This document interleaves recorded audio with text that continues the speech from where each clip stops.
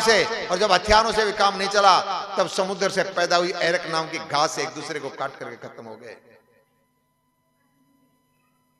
महाराज यादव कुल का नाश हो गया दारू पीने से, ऐसी जगह मुझे मत दीजिए, कोई दूसरी दे दो।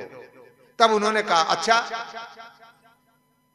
चलो दूसरी जगह जाओ, इसमें तो रह गया, दूसरा स्थान दिया, चलो दूसरी जगह ले लो जहां जुआ खेला जाता है, जहां ताश खेली जाती हैं,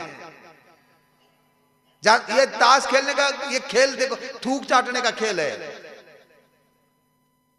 एक उसका थूक दूसरा उसका थूक चाटता है, जहां जुआ खेला जाता। तब उसने कहा हे राजन, हे परीक्षित जी महाराज, जुए में आप मुझे दे रहे हो, आपसे बढ़िया जुए को कौन जानेगा महाराज, आपकी दादी की क्या हालत हुई जुए में। जुआ खेलने के बाद में आपकी दादी को निर्वस्त्र करने की बात आई थी, ऐसी जगह आप मुझे दे रहे हैं, हे प्रभु मुझे कोई दूसरी जगह दे दीजिए। समय तो नहीं हो रहा है?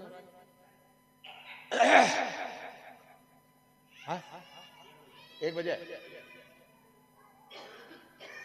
मुझे कोई दूसरी जगह दे दीजिए भगवान। आपकी दादी के कपड़े तक उतारने की बात आ गई थी। द्रौपदी महारानी चिल्लाती रह गई, भरी सभा में द्रौपदी कोई ऐसी कोई सेवा उसकी रक्षा करने वाला नहीं बचा। महाराज वो जगह दे रहे हैं आपने नहीं देखा, मैंने देखा द्रौपदी की हालत। जानते हो द्रौपदी महारानी की क्या हालत हुई?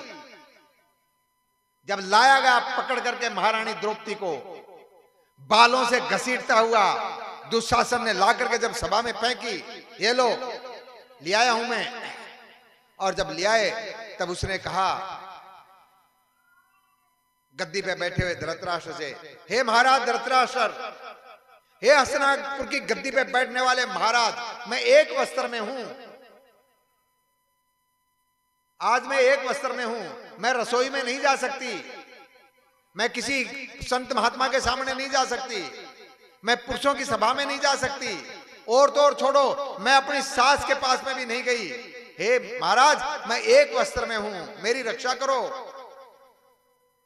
और ये मंद मुस्कुराने लगा। पुत्र के मुंह में आंख से तो अंधा था, मन से भी अंधा हो गया, और ये चित्कार करती रही, ये आंखें बंद करके बैठा रहा। और जब इसने कोई जवाब नहीं दिया तब भीष्म पितामह की तरफ में घूमी, हे पितामह भीष्म, आप तो वयोवृद्ध हैं,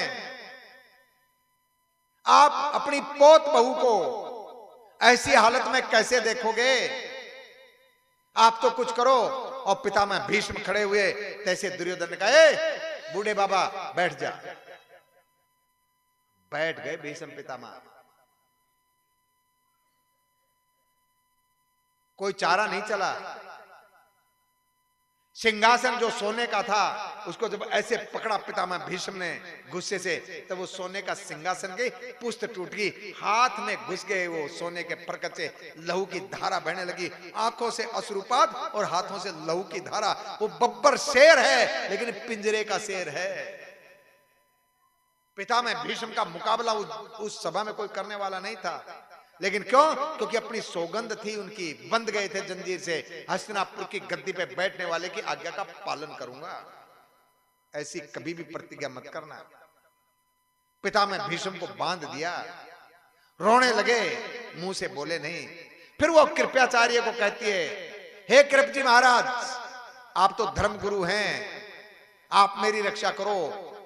लेकिन क्यों? क्योंकि पापी का अन्न खाया है, पापी की नौकरी करी है। तब कृप ने भी नीची गर्दन कर ली, तब द्रोण की तरफ में घूमी है, हे द्रोणाचार्य, हे आचार्य, आप मेरे एक नहीं 2 जगह पिता हैं, 2 जगह। एक आप मेरे पतियों के गुरु हैं, और पतियों का गुरु पिता होता, गुरु पिता होता, आप मेरे गुरु हैं। दूसरा आप मेरे पिता के मित्र हैं, और पिता का मित्र पिता के समान। तो आप वहां मेरे पिता हैं, यहां मेरे पिता हैं। आज एक बेटी अपने पिता से अपनी रक्षा करे भीख मांगती है, आप मेरी रक्षा करो, लेकिन द्रोणाचार्य ने गर्दन नीची कर ली और कुछ नहीं बोल पाए। क्यों? क्योंकि तनखैया हो गया है वो द्रोणाचार्य, तनखैया हो गया, नहीं बोला। तब द्रौपदी घूमी और अपने 5 पतियों को ललकारती है, क्या हक था तुमने मुझे जुए में हार दिया? जब तुम हार गए, आपा हारे, तुझे हार गए, हारे पांडव सारे। जब तुम खुद को हार गए, जब तुम खुद दास बन गए, तब कौन सी ताकत थी तुमने मुझे जुए में लगाया? मैं कोई वस्तु हूं जो तुमने मुझे जुए में लगा दिया? अरे मैं तुम्हारी 5 की अर्धांगिनी हूं, मैं 5 कन्याओं में एक कन्या हूं। कैसे दांव पे लगा दिया तुमने मुझे? मेरी रक्षा करो। भीमसेन खड़े हुए, तब दुर्योधन ने डरे, नमुछिए बैठ नीचे, तू मेरा दास है, नीचे गर्दन करके बैठ। युधिष्ठिर ने हाथ पकड़ करके नीचे खींच लिया। भीमसेन ने कहा, अरे दुशासन, मैं जब तक तेरी छाती का लहू नहीं पी लूंगा तब तक मुझे चैन नहीं पड़ेगा। रोक दिया, नीचे गर्दन करके बैठ गए 5 पांडव। भरी सभा में द्रौपदी चित्कार कर रही है, हस्तिनापुर की सभा का खंबा खंबा चीख चीख करके कह रहा है कि ये अन्याय है, अन्याय है, अन्याय है। लेकिन वहां ये जिंदे जिंदे कुछ नहीं बोल पाए, वो मृत खंबे बोलते हैं। जिंदों की जुबान तालू से चिपक गई। कुछ लोग थे जो बोले, जिसमें कर्ण है, उसने कहा मैं पंचकन्या हूं। तब कर्ण ने कहा, छोड़ बेश्या है तू, वेश्या की क्या इज्जत, जो 5-5 के संग में रहती है, तू वेश्या है। रोने लगी द्रौपदी। उस 5 कन्याओं में से एक कन्या को वेश्या कहा। और दुर्योधन ने कहा, दुशासन उतार इसका कपड़ा, एक 5 मीटर की धोती तो है, उतार कपड़ा और बैठा मेरी जंघा पे, अपनी जांग नंगी करके दिखाता है, इसको नंगी करके मेरी जांग पे बैठा, मैं देखता हूं इसको। ये बड़ी अपने आप में महारानी बनती है, ये बनती है इंद्रप्रस्थ की महारानी, ये करती है अपमान, ये हंसती है मुझ पे।